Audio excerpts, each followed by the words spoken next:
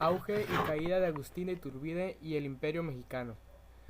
Su periodo histórico comprende desde los tratados de Córdoba en 1821 hasta la proclamación del Plan de Casamatá y la instalación de una República Federal en 1823. Causas. Número 1. El problema de las relaciones internacionales comienza por los esfuerzos que México hizo para ser reconocida nación independiente. Las razones eran la fuerza moral, el alineamiento del gobierno interno que obtuviera el reconocimiento y el comercio. 2. La deuda exterior. El país se encontraba en crisis pues necesitaba ayuda para sostener los gastos de manutención del ejército. 3. La impotencia del gobierno para mantener la situación en paz y estabilidad, motivo de varios motines, levantamientos y asanadas, lo que motivó a la reclamación de sus propios gobiernos. Los poderes regionales y la República Federal. El Congreso reinstalado evitó la existencia de un poder ejecutivo fuerte, dándole forma de triunvirato. El día 31 de octubre de 1823 se nombró 3 propietarios y 2 suplentes. Los propietarios fueron Nicolás Bravo, Guadalupe Victoria y Pedro Celestino Negrete. En los suplentes, Mariano Michelena y Miguel Domingo. Poco después se integró Vicente Guerrero en los suplentes. Este triunvirato funcionó hasta octubre de 1824. El primer gobierno republicano y federal, Guadalupe Victoria y situación del país. En agosto de 1824, el Congreso Constituyente convocó a las primeras elecciones para presidente de la República. Los resultados fueron anunciados el 1 de octubre de 1824 y por mayoría de 17 estados Guadalupe Victoria fue electo presidente y Nicolás Bravo como presidente para el periodo de 1 de abril de 1825 al 31 de marzo de 1829. Durante el gobierno de Guadalupe Victoria, México logró aparecer con firmeza en contexto internacional. Varios países reconocieron su independencia como Estados Unidos, Inglaterra, Colombia y Buenos Aires. También logró derrotar al último bastión español que permanecía en territorio nacional.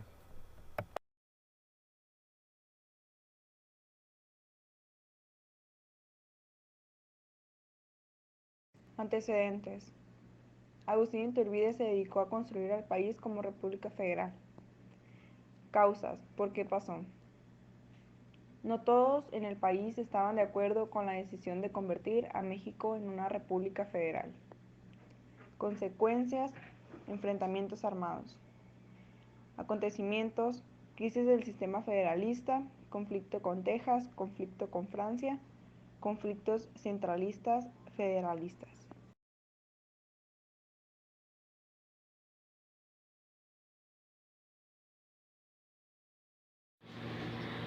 La guerra contra Estados Unidos. Los antecedentes de este enfrentamiento bélico se encuentran en la guerra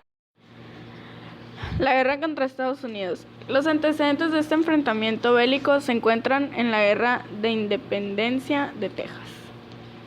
Hacia 1845, las ambiciones expansionistas del gobierno norteamericano se concretaron en la doctrina del destino manifiesto, la cual señalaba que cualquier pueblo podía establecer su autogobierno, solicitar su admisión y ser aceptado en la Unión.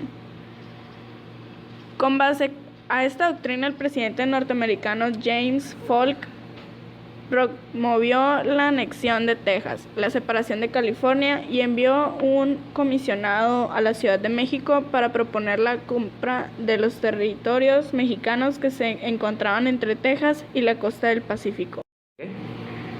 La declaración de guerra a México por parte del gobierno norteamericano se produjo el 12 de mayo de 1846. En esta se señaló que el ejército mexicano atacó al norteamericano en suelo estadounidense.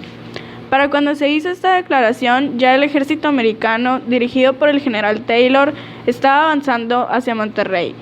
Desde enero de 1846 hasta el 15 de septiembre de 1847, fecha en que el ejército norteamericano tomó la Ciudad de México, se produjeron una serie de batallas en diversos puntos del país. La mayor parte de ellas culminaron en derrotas para las tropas mexicanas debido a tantos errores de estrategia militar, como la falta de armamento, pólvora, alimentos y disciplina entre los integrantes de un ejército que se formó básicamente con voluntarios.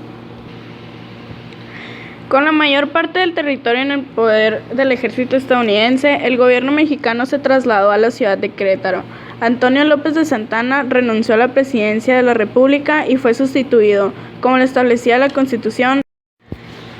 La reconstrucción. Una vez restablecida la paz, el gobierno de la Segunda República Federal tuvo por delante la tarea de reconstruir un país que perdió la mitad de su territorio.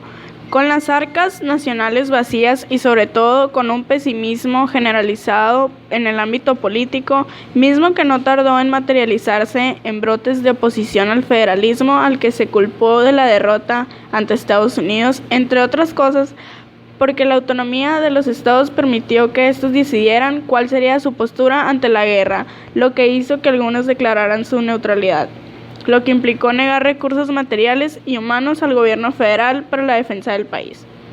Por otra parte, la rápida sucesión de presidentes en 3 años, la escasez de recursos agravada por el bloqueo de los puertos mexicanos durante la ocupación norteamericana, el ataque de indios nómadas en la frontera norte, el levantamiento de los mayas en la península de Yucatán, aunado a la sensación de fracaso.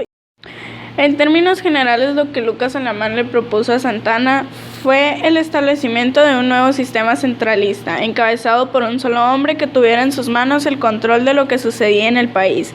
En otros términos, la sugerencia velada era que el general se convirtiera en un dictador que gobernara el país, guiado por un consejo del que probablemente Alamán sería el principal consejero.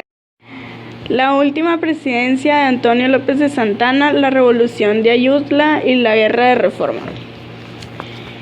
Esta segunda república centralista, en términos generales, fue similar a la primera. Las entidades federativas se transformaron en departamentos, la elección del gobernador quedó en manos del presidente, desapareció el Congreso Nacional y los estatales. Se abolió la Constitución de 1824, reformada en 1849. En su lugar se promulgó un estatuto que marcaba en términos muy generales la forma de gobierno de la República. La Segunda República Centralista enfrentó conflictos para los que no estaba preparada. Los mayores fueron el combate intermitente a las sociedades indígenas que habitaban en diversas partes del país y la protección de la frontera norte para evitar incidentes como los que precedieron a la guerra con Estados Unidos. Sociedades indígenas, bárbaros y fieros en el norte, rebeldes indomables en el sur. Debido a la conflictividad con las sociedades indígenas, los periódicos de la época solían señalar que el norte del país vivía asolado por indios bárbaros y fieros, mientras que en el sur la sociedad blanco-mestiza apenas sobrevivía a la guerra de castas que protagonizaban los mayas. La guerra de castas fue un conflicto que se vivió en la península de Yucatán a finales de la década de 1840 y principios de 1850. Durante su transcurso, los mayas se rebelaron contra la sociedad blanca mestiza que habitaba en la península, sitiaron y atacaron las poblaciones donde vivían. El número de muertes en ambos bandos fue tan grande que en un momento determinado del conflicto, los líderes de ambos grupos decidieron que había llegado el momento de negociar la paz. Mientras el plan de Ayutla iba consiguiendo apoyo en diferentes puntos de México, López de Santana intentó frenar el movimiento que se estaba gestándose en torno a este plan y en abril atacó a Acapulco, pero fue derrotado. Para enero de 1855, la revolución de Ayutla estaba intensificándose. En un intento por evitar el enfrentamiento militar, el presidente decidió organizar en la capital del país una consulta pública para decidir si se debía continuar con la presidencia o no. Independientemente de cuál haya sido el resultado real de esta consulta, el gobierno santanista declaró que era voluntad de la nación que el presidente permaneciera en su cargo.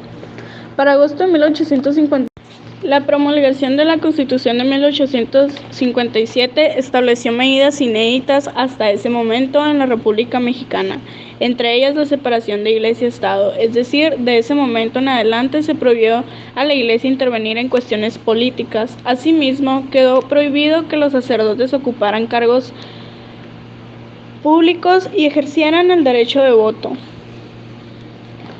Las consecuencias de estas reformas no fueron del agrado de varios grupos del poder, algunos de los cuales tenían influencia sobre Ignacio Comonfort, el presidente constitucional que sucedió al interino Juan Álvarez. En la noche del 17 de diciembre de 1857, Comonfort, con el apoyo de Manuel Paino, Manuel Siliceo y Félix Zuloaga, encabezó un golpe de Estado, es decir, se derrocó a sí mismo mediante el plan de Tacubaya y de acuerdo a las cláusulas de este mismo plan volvió a ocupar la presidencia de manera interina. Las peticiones principales de este plan era el desconocimiento de la Constitución de 1857 y la reunión de un Congreso Constituyente para que elaborara una nueva Constitución. El 25 las tropas liberales entraron en la capital del país, en tanto que Benito Juárez lo hizo en enero del año siguiente. Con ello se puso fin a la Guerra de Reforma, o de los 3 años, como se le conoció en los años posteriores.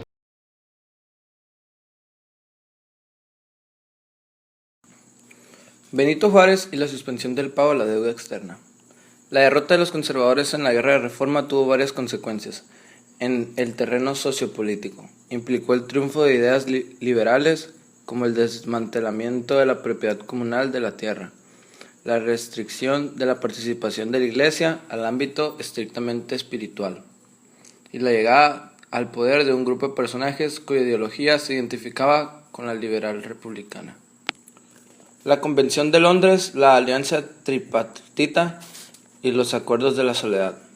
El emperador de los franceses promovió una reunión de las potencias afectadas con el propósito de acordar estrategias para conseguir que el gobierno mexicano reanudara el pago de la deuda que tenía con ellos.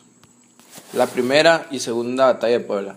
Al realizaba las negociaciones con los comisionados europeos y avanzar las tropas francesas hacia la capital del país. Los representantes de España e Inglaterra se apresuraron a negociar individualmente con el gobierno mexicano.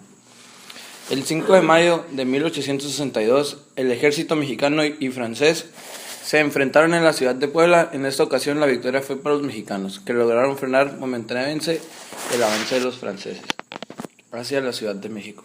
En la Ciudad de México, el 31 de mayo, mediodía, se clausuraron las sesiones del Congreso y por la noche el presidente Benito Juárez y sus ministros salieron de la ciudad con destino a Querétaro.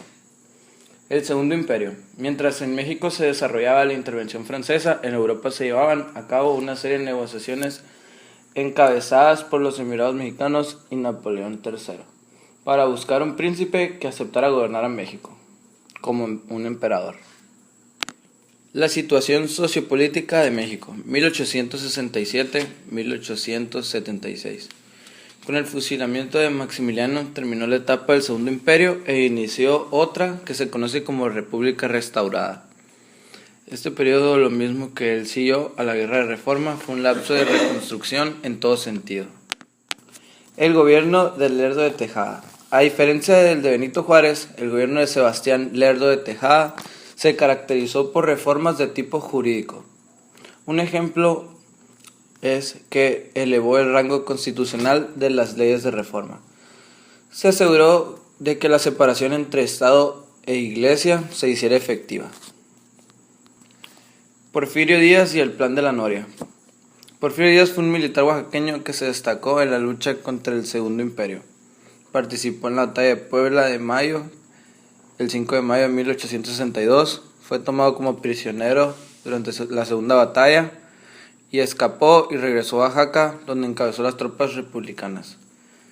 A fines de 1875, Lerdo de Tejada y Díaz anunciaron sus candidaturas a la presidencia de la República. Después de diversas batallas en las cuales fue derrotando paulatinamente a los partidarios de Sebastián Lerdo de Tejada, Díaz triunfó y, de acuerdo al estipulado por el Plan de Tuxtepec, se hizo cargo de la presidencia de la República con carácter interino.